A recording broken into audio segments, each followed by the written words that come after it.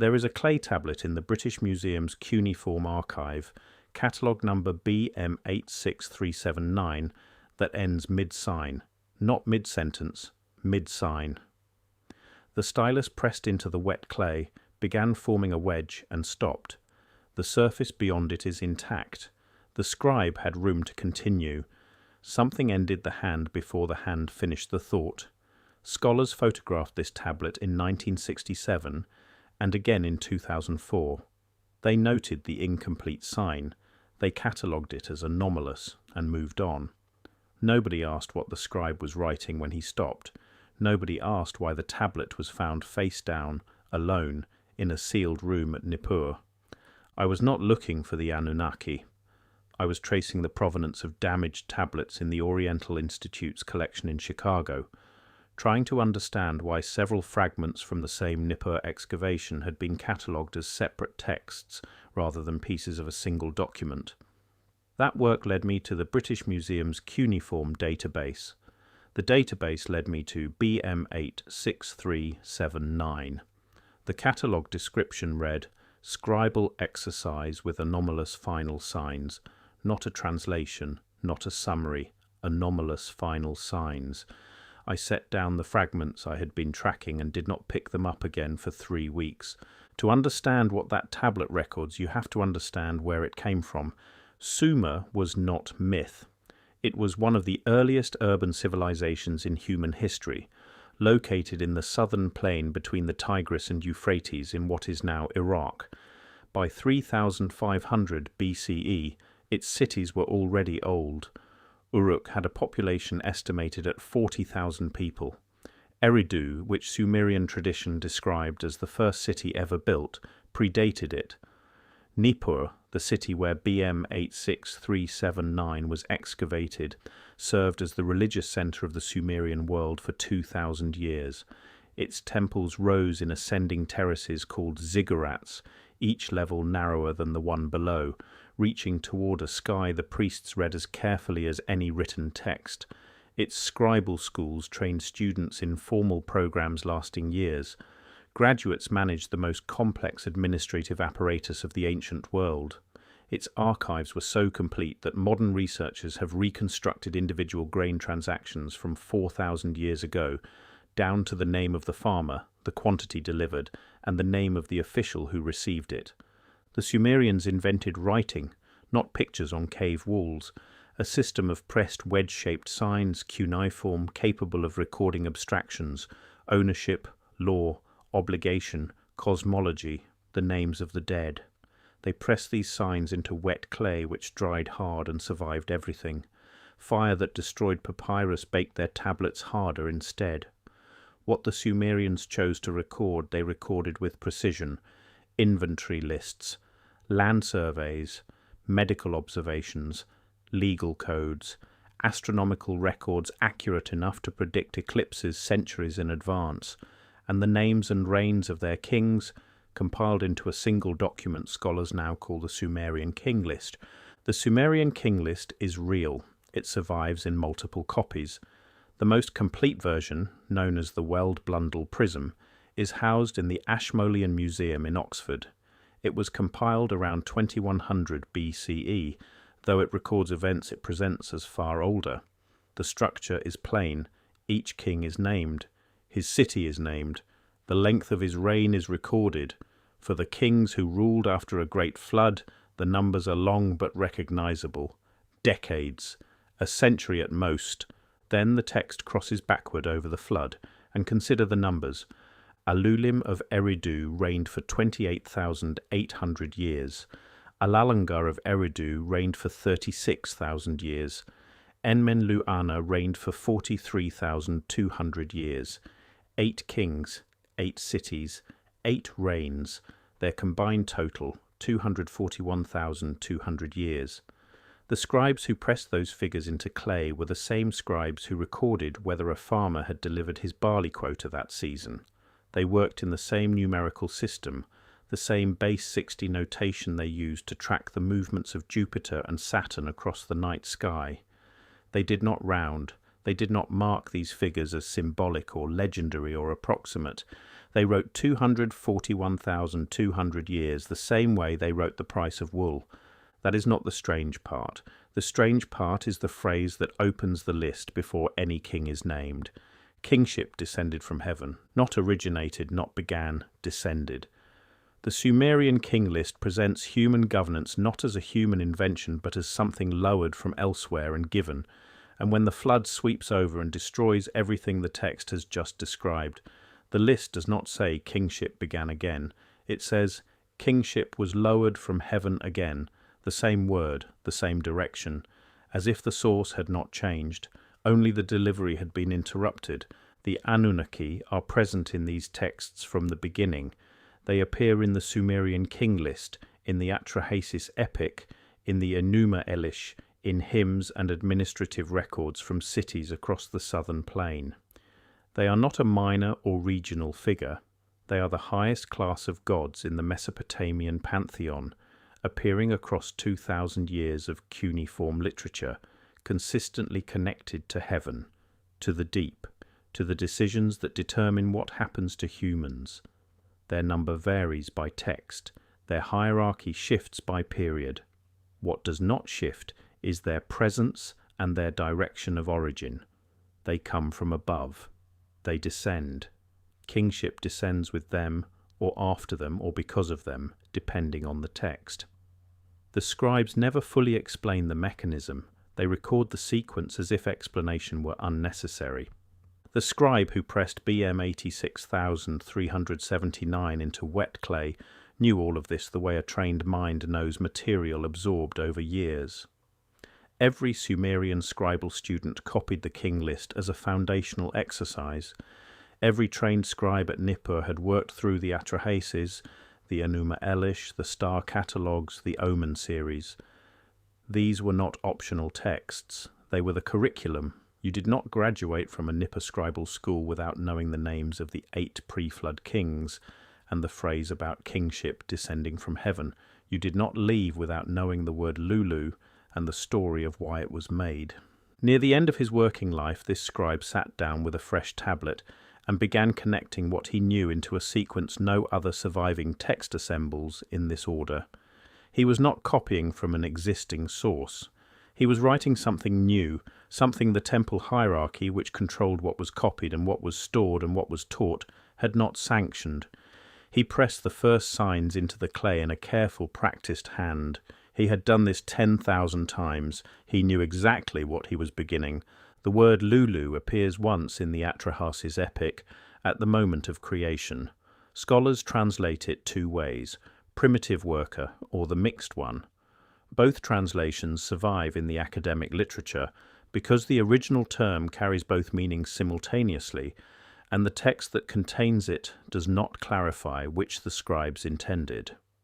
Samuel Noah Kramer, who spent decades translating Sumerian literature at the University of Pennsylvania, noted the ambiguity without resolving it. Thorkild Jacobsen, whose foundational work on Mesopotamian religion is still referenced in every graduate seminar on the subject, noted it too. The ambiguity has been catalogued, it has not been explained. The Atrahasis epic is not a fringe text. It was copied across Mesopotamia for over 1,000 years. Fragments survive from Babylon, from Ashur, from Nippur. The most complete version was compiled around 1700 BCE, though its components are demonstrably older. The scribes who reproduced it were not transcribing folklore with half their attention elsewhere. They copied it with colophons recording the scribe's name and the date of the copy, filed in the same archives as land records, grain tallies, and the astronomical observations Babylonian sky watchers used to predict eclipses centuries in advance. What the Atrahasis records is this. The Anunnaki had been labouring for generations. The lesser gods dug the canals, dredged the riverbeds, carried the loads the great gods required. After 40 years they burned their tools, surrounded the dwelling of Enlil, chief of the Anunnaki, and refused to continue. Enlil convened the Great Assembly.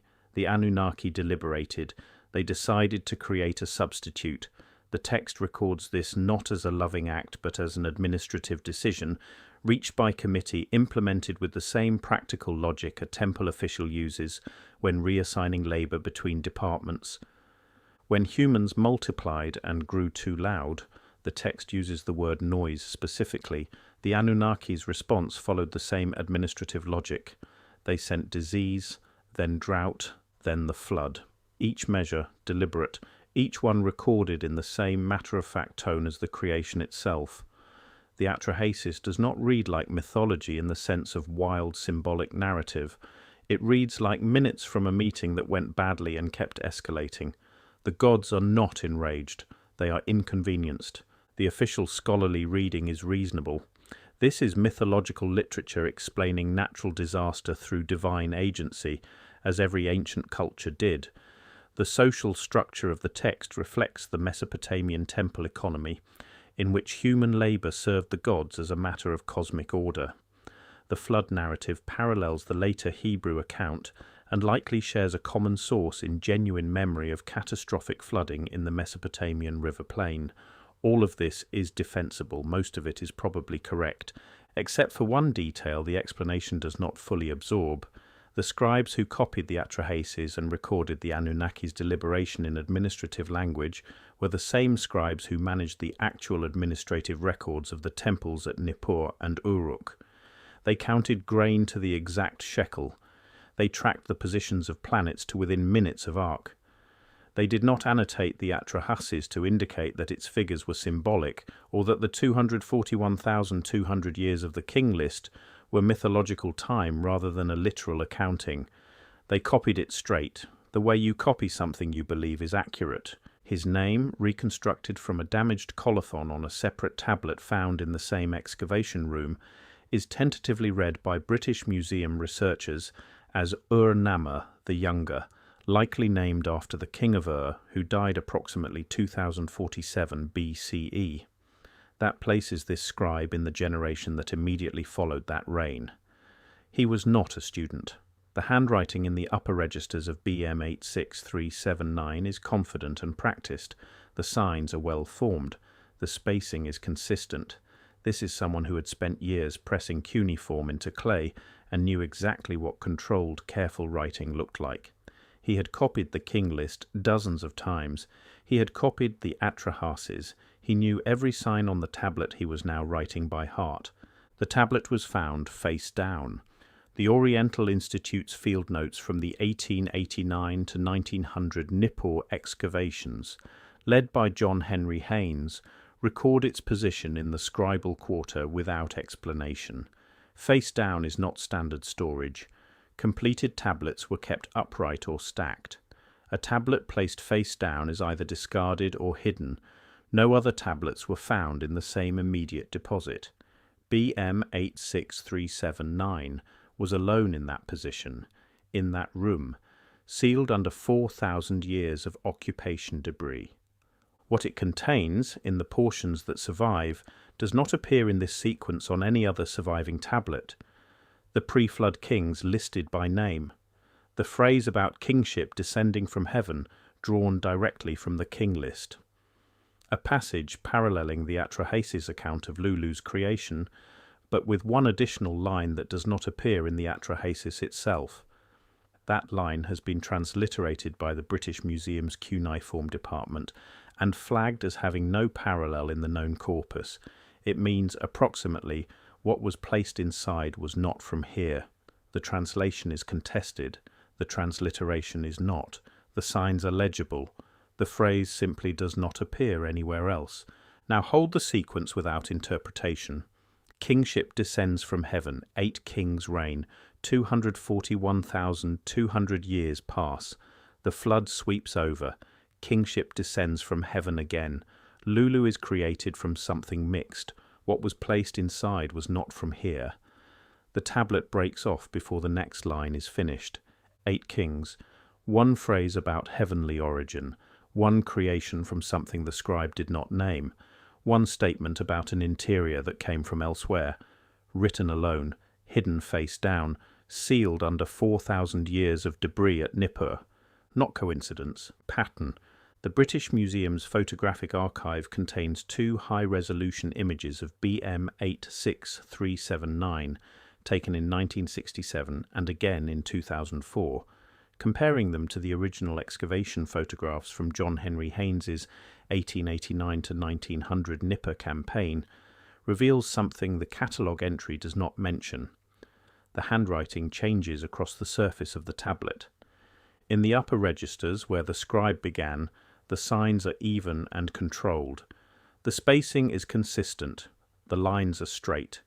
This is the hand of someone who has done this 10,000 times and does not need to think about it. In the lower registers, the signs are larger.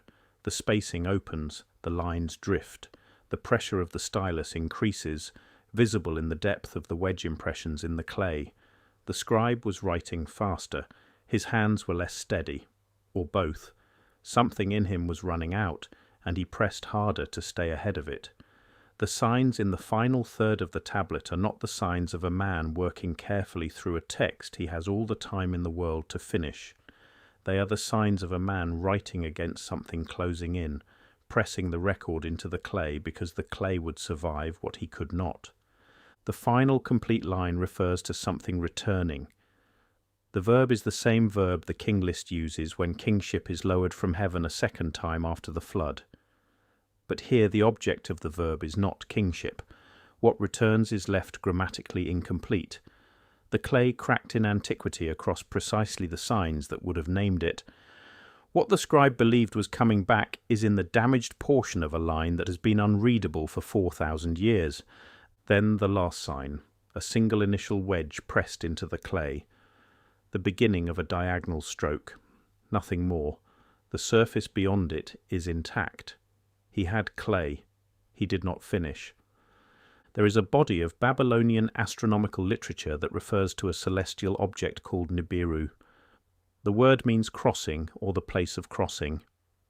It appears in sky catalogues and omen series as a reference point, a planet of transition, a marker in the night sky. In the Enuma Elish, it is associated with Marduk, described as holding the courses of the other celestial bodies in their positions. Babylonian astronomers who predicted eclipses centuries in advance and tracked planetary cycles with errors measurable in minutes also wrote about Nibiru with the same systematic attention they gave everything else. Several tablets connect it to the direction from which the Anunnaki descended. Most scholars read this as mythological geography. The sky is the home of the gods, and their movements track with celestial movements. This is the standard reading. It has not been disproven. It has also not explained why astronomers of that precision would place a mythological origin point in a specific trackable location in the night sky, using the same observational language they reserved for phenomena they had actually measured. The scribe at Nippur knew the astronomical tradition. It was part of the scribal curriculum the same way the King List and the Atrahasis were. A trained scribe in 2100 BCE had access to star catalogues, omen series, and generations of accumulated sky observations stored in the temple archives. He knew what Nibiru designated. He knew the tablets that traced a direction of origin for the beings he was now connecting to Lulu, to the flood, to the phrase about what was placed inside. And he wrote faster, and his lines drifted, and then he stopped mid-sign. Were the Anunnaki gods in the sense all ancient peoples had gods? Forces named and personified to make sense of a world that did not explain itself? Probably. That is the simplest reading and the most defensible. Or were they something the earliest people in the southern plain between 2 rivers actually witnessed, and had no other word for, and recorded as accurately as they recorded grain deliveries and planetary positions because that was the only way they knew how to record anything? What would it mean if the most precise accountants of the ancient world were accounting for something real? What would it mean that they tracked its direction of origin in the sky and gave that direction a name that meant the place of crossing? What did the scribe at Nippur believe he was warning someone about in the final lines of a tablet he hid face down in a sealed room and never recovered? Those questions have been waiting in the clay since approximately 2100 BCE. They are still waiting. BM 86379 is in the British Museum. It is not on display. It is in storage, in a drawer, with a catalogue number and a partial transliteration and a note about anomalous final signs. It has been photographed. It has been partially read. The incomplete last sign has been documented and set aside as unresolvable without further context. No further context has been sought. More than 500,000 cuneiform tablets have been excavated from Mesopotamian sites. Fewer than half have been fully translated. The rest sit in museum drawers and university storage facilities and government warehouses across Europe, the United States and Iraq, waiting for scholars who are fewer every generation. The academics trained in classical cuneiform before the field narrowed are mostly gone now. The students they trained are aging. The tradition of reading these texts without interruption ended around 75 BCE, when the last cuneiform scribe stopped copying. There was then a gap of approximately 1,800 years before anyone could read them again. An entire archive of the oldest written record of human civilization, sealed in a language no living person could access for 18 centuries. The clay held through all of it. The fire that destroyed the library at Nineveh in 612 BCE baked the tablets stored there harder than they had been when they were made. Destruction preserved them. What was pressed into wet clay at Nippur 4,000 years ago is still legible in a museum drawer in London today. The signs have not changed. The incomplete final wedge is exactly where the scribe left it, in the same clay, holding the same pressure, carrying the same unfinished thought into its 5th millennium of waiting. What was he finishing when he stopped? The tablet does not forget.